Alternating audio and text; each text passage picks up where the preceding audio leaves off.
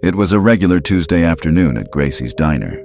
The kind of place where the doorbell jingles the same way every time you walk in, and the smell of fresh coffee and fried bacon hits you even before the door fully swings shut. The diner stood quietly between a weathered gas station and a laundromat that always had at least two machines rattling inside. Outside, the sky hung heavy with overcast clouds, the kind that made people crave hot coffee and conversation.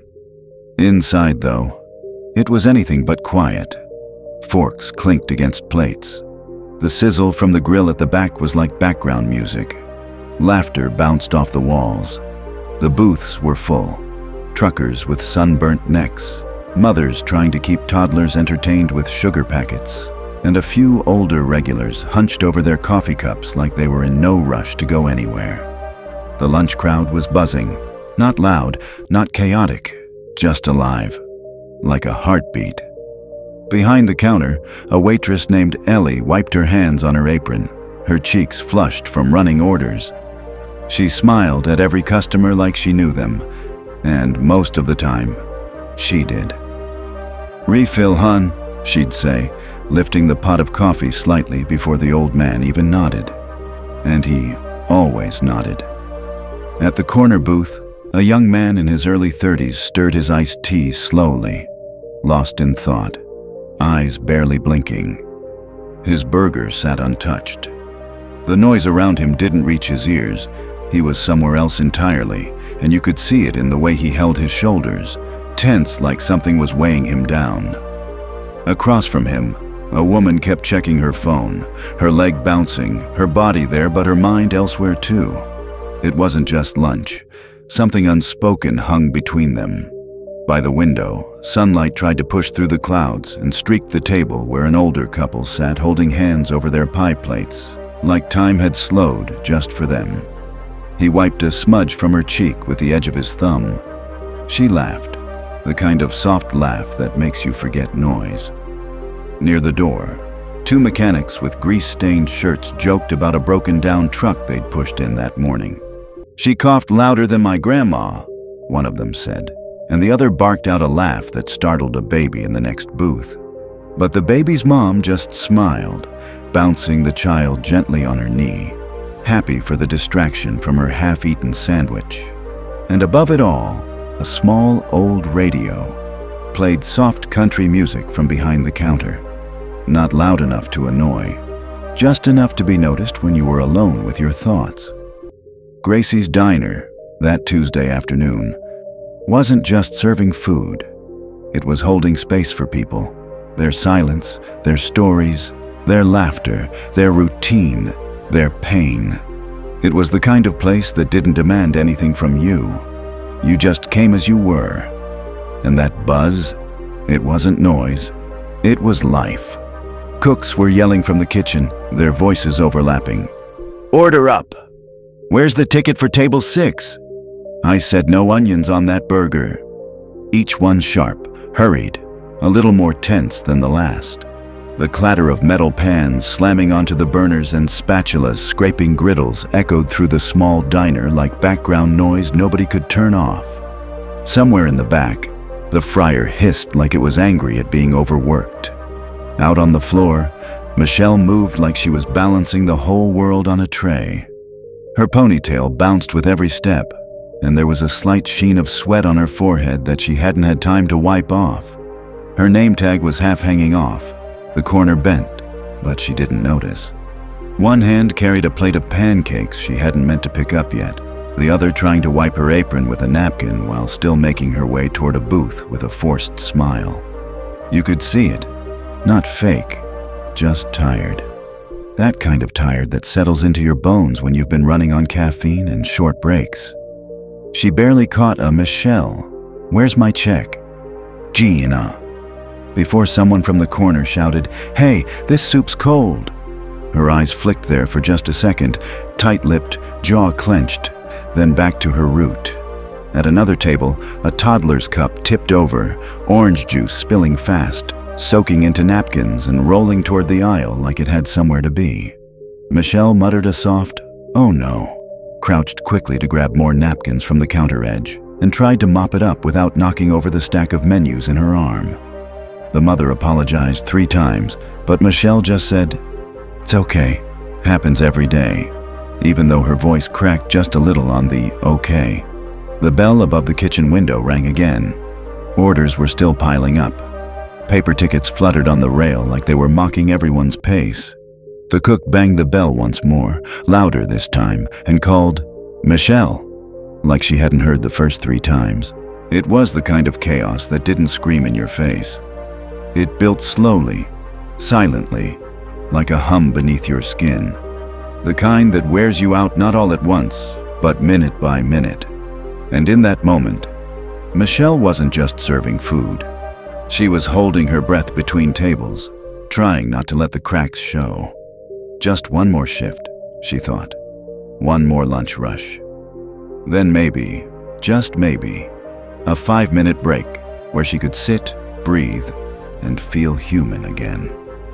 Michelle had been on her feet for 6 hours straight. Not 5.5, not nearly 6. A full 6 hours. Her legs felt like they didn't belong to her anymore. Just heavy, aching things she was dragging through the shift. Her back throbbed in dull pulses. The arch of her feet burned every time she stepped wrong, and by now, every step felt wrong. The soles of her shoes were soaked from the orange juice spill earlier, and her socks clung to her skin like cold rags, damp, uncomfortable, disgusting. She didn't even have time to change them. Heck, she didn't even have a backup pair. Her head pounded in that slow, steady rhythm. Not the kind of pain that screams, but the kind that wears you down, throb by throb, second by second. She hadn't had lunch, barely any water. The one sip of cold coffee she managed 3 hours ago had done nothing but churn her stomach. Her apron smelled like syrup and bacon grease and sweat. And inside her, something tight was starting to twist. The kind of feeling that builds when too many people have asked for too many things and no one's asked how you are. She was one more rude comment, one more spilled drink, one more slammed plate away from snapping. Not loudly, not dramatically. Just that quiet kind of snapping where you start to wonder if you can even breathe anymore. Then, in the middle of all that noise and movement, her eyes landed on table 7. There was a man sitting there. She didn't even remember him walking in. She hadn't taken his order, hadn't seen him wave her down. He hadn't flagged her like others had, hadn't craned his neck trying to catch her attention, hadn't been tapping his fingers in irritation. He was just there, sitting, still. No phone in his hand, no menu in front of him, no hurry in his posture. He wasn't staring around impatiently, wasn't scanning the room with that look people have when they feel forgotten. Instead, he was quietly watching the rain slide down the window next to him. The kind of soft, steady rain that made the glass look like it was weeping. His hands were folded on the table, not clenched, just resting. His shoulders weren't tense. His face wasn't rushed or expectant. It was peaceful, not smiling, not sad, just calm. And in that one small moment, that pause, Michelle felt something shift inside her. Because in a room full of demands, frustration, and noise, there was someone simply being. No chaos, no complaint, just presence. And for the first time that day, she remembered to breathe. She walked over, a little flustered, expecting a complaint or a snarky remark. "Sorry for the wait," she said quickly. "It's been crazy." The man looked up with the softest smile and said, "No rush. I'm not in a hurry. Take your time." Michelle blinked. Nobody ever said that. Nobody ever meant it like that. She brought him coffee. He sipped it slowly, like it was the best part of his day. Then, after a while, they got to talking. He said his name was Thomas. He was in town for a few days to visit his sister. Nothing flashy, nothing complicated. But there was something about the way he spoke, or maybe the way he didn't, that shifted the air around him. He wasn't talking just to talk. He wasn't reacting to the noise. He just was. Present. Still. Calm. Michelle eventually asked him, How are you so peaceful? Aren't you stressed? Doesn't anything bother you? Thomas chuckled. Of course things bother me, but I stopped letting the world pull me into its storm. I learned to build my own weather. Michelle raised an eyebrow. How do you do that? He looked out the window again. It's not magic, it's habit. I wake up early. I sit in silence before the noise starts. I listen more than I talk, and when everything gets loud, I breathe deeper instead of talking faster. He paused and added, most people think reacting fast makes them strong, but calmness, that's real power. That night, Michelle went home and sat on the edge of her bed.